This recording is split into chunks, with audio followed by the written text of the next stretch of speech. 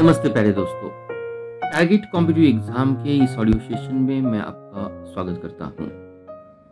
आज हमारी नजर होगी लास्ट वीक के महत्वपूर्ण क्वेश्चन के ऊपर, जिसकी उम्मीद है आने वाले क्वेश्चन पेपर में, आने वाले एग्जाम में इसके लिए एक बड़ा स्थान भी हो सकता है। One by one important questions को हम कवर करने की कोशिश करते हैं। फर्स्ट क्वेश्चन अपने सामने है कि according to the central university amendment bill 2021, Sindhu central university is to be established in which state or union territory? हमें पूछा गया है कि सेंट्रल यूनिवर्सिटी अमेंडमेंट बिल 2021 के अंतर्गत सिंधु सेंट्रल यूनिवर्सिटी की स्थापना की जाने वाली है। तो इसका सही आंसर होगा लद्दाख। लद्दाख में जहां पर सिंधु सेंट्रल यूनिवर्सिटी की स्थापना की जाएगी। लोकसभा में इसका ऐलान एजुकेशन मिनिस्ट्री धर्मेंद्र प्रधान ने किया है। तो ऑलमोस्ट सिंधु सेंट्रल यूनिवर्सिटी के लिए 760 करोड़ रुपीस का प्रावधान भी हमारे यूनियन गवर्नमेंट ने किया है। नेक्स्ट क्वेश्चन आता है, as per the existing Indus water treaty, all the waters of which 3 rivers are allocated to India for unrestricted use, जिसे हम IWT कहते हैं। IWT का मतलब होता है इंडस वाटर ट्रीटी, जो 1960 में वर्ल्ड बैंक मेडिएटेड थे, भारत और पाकिस्तान में कंक्लूड की गई थी। तो इस ट्रीटी के तहत 3 रिवर्स का वाटर इंडिया फुल्ली एक्सेस कर सकता है। तो इसमें आती है हमारी 3 ईस्टर्न रिवर, जिनका नाम आता है सतलज, बियास और रावी रिवर। सतलज, बियास और रावी रिवर, इसका water India according to the Indus water treaty के साथ फुल्ली यूज कर सकता है विदाउट अनरेस्ट्रिक्शन। नेक्स्ट बात आती है, इसी ट्रीटी के तहत जो वेस्टर्न रिवर्स है, इंडस, झेलम और चिनाब, इन वाटर का लोकेशन पाकिस्तान के लिए दे दिया है। ये न्यूज इसलिए में चर्चा में थी कि हमारी पार्लियामेंट ग्रुप, जिन्होंने रिकमेंडेशन किया है कि इंडस वाटर ट्रीटी को रीनेगोशिएशन किया जाए पाकिस्तान के साथ, ये आने वाले जो भी जलवायु परिवर्तन है, क्लाइमेट चेंज में, जिससे वाटर सप्लाई की बेसिन इन रिवर को होती है, मे बी ये चैलेंजेस, उसके नेगेटिव चैलेंजेस को इंडस वाटर ट्रीटी में कवर नहीं किया गया। नेक्स्ट क्वेश्चन है, Gogra region which was recently in the news located in which state or union territory? Gogra region, इसका सही आंसर है लद्दाख में है। इसलिए चर्चा में था इंडिया एंड चाइना इस गोगरा रीजन से उनके जो ट्रूप्स है, जो भी सैनिक है, उनको उन्होंने डिसएंगेजमेंट किया है ईस्टर्न लद्दाख रीजन में। तो जो 12th round of talks corps commander of India और चाइना के बीच फिलहाल हुआ था चौशुल मोल्डा रीजन में। तो इसमें यह तय किया गया है कि गोगरा रीजन से दोनों ही देशों की जो सेना है उसको रिट्रीट किया जाएगा। तो इसलिए ये गोगरा रीजन चर्चा में था। तो ये 12th मीटिंग थी, 12th राउंड ऑफ टॉक्स था कॉर्प्स कमांडर के बीच, और इसमें disengagement line of actual control LAC western sector तक की जाएगी। ये भी इंपॉर्टेंट क्वेश्चन था गोगरा के लिए। नेक्स्ट बात आती है, नेशनल हैंडलूम डे कब ऑब्जर्व किया जाता है? तो हमारे इंडिया में नेशनल हैंडलूम डे इस 7 अगस्त को हम सेलिब्रेट करते हैं।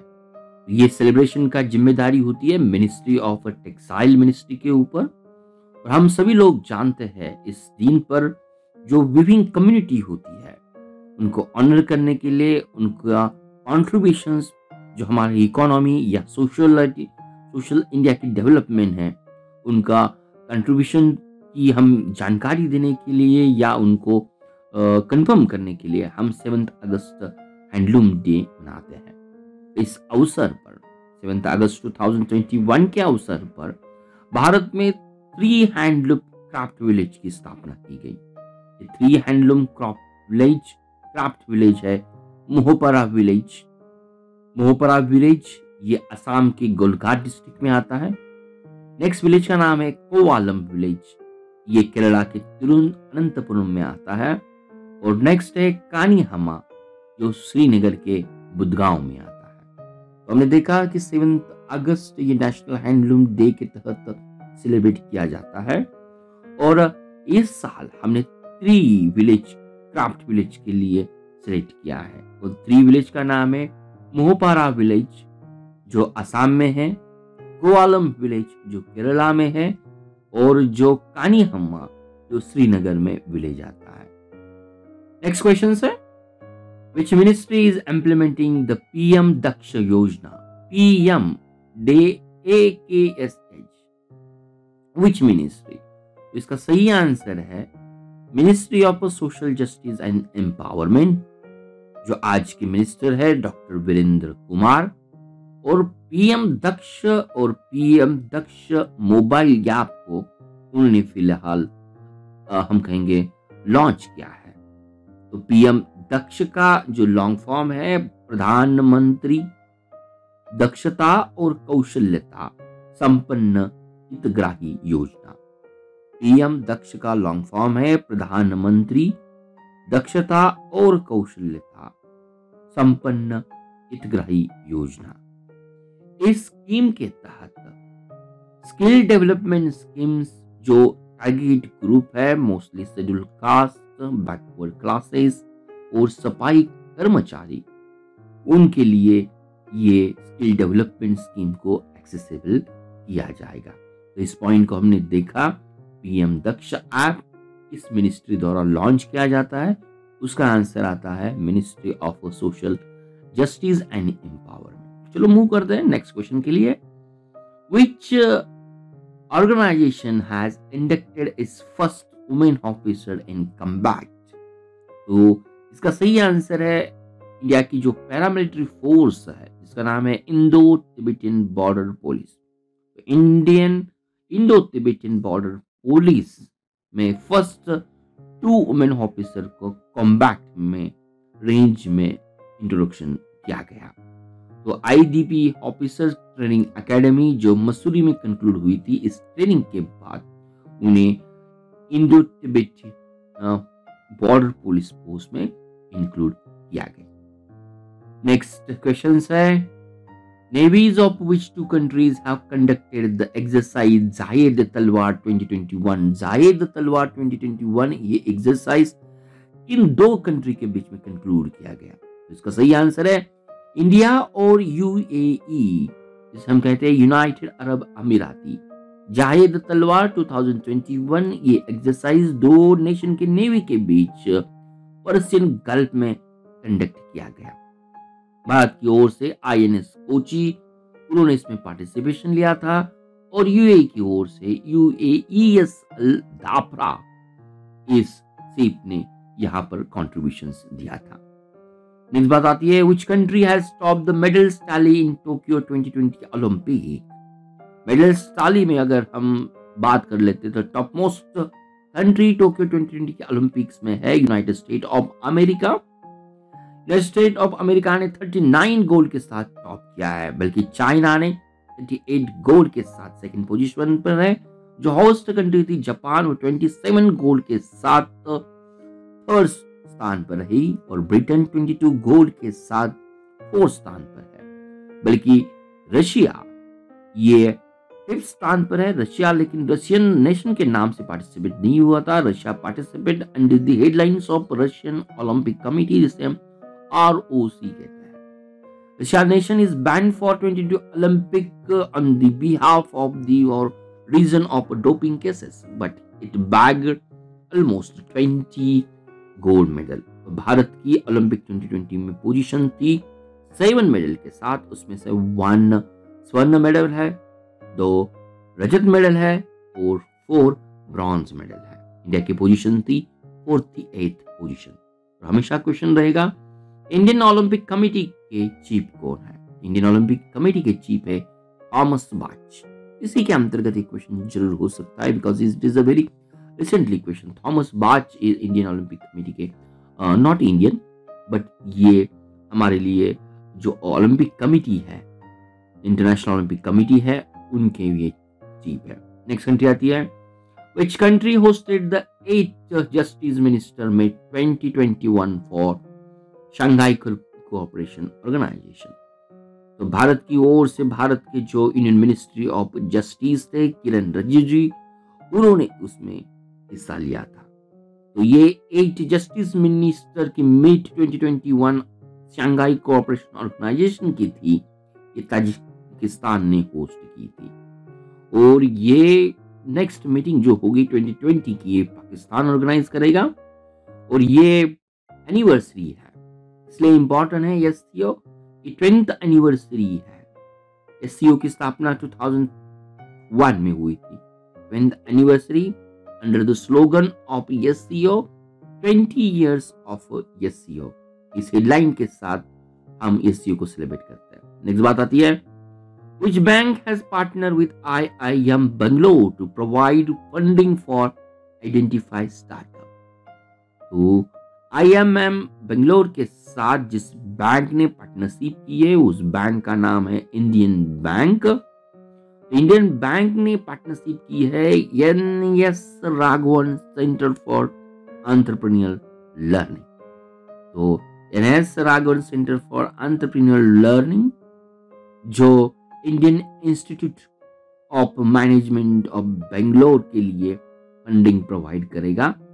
जो इंडियन बैंक की जो स्कीम है Ind spring board. Ind spring board ये इंडियन बैंक की स्कीम है, जिसके अंतर्गत IIT मद्रास, यहां पर भी उन्होंने स्टार्टअप के लिए 15 करोड़ का फंडिंग किया था। लेकिन हमारा आंसर होगा which bank has partnered with IIM Bangalore to provide funding for identify startup?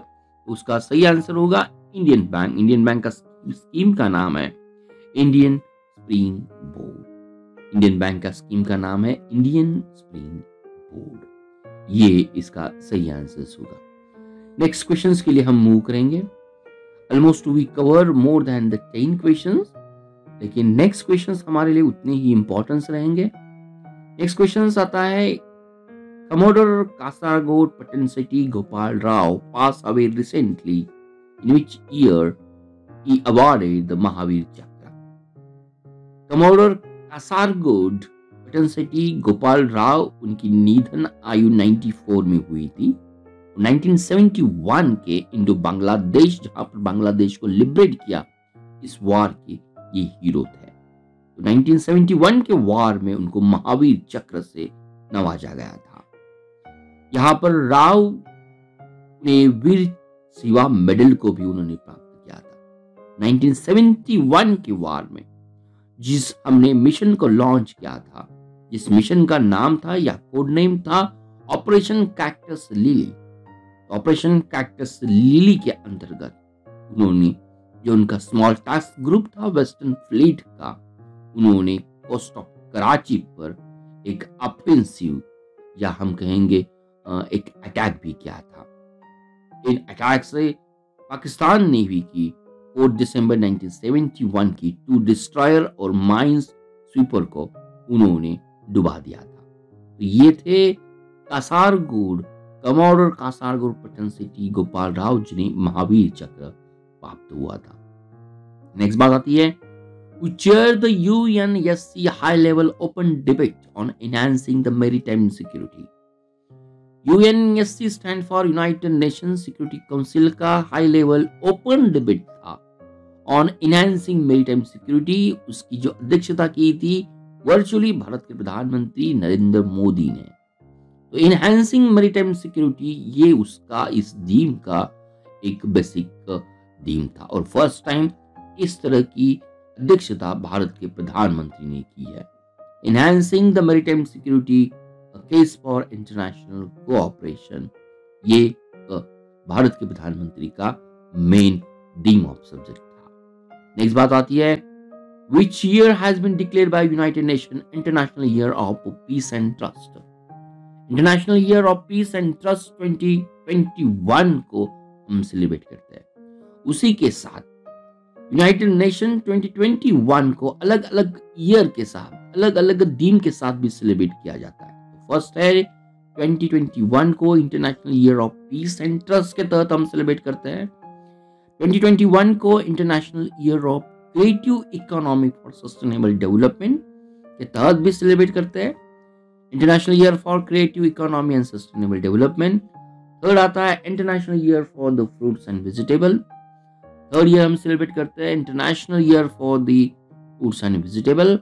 और नेक्स्ट जो ईयर आता है international year for elimination of child and labour.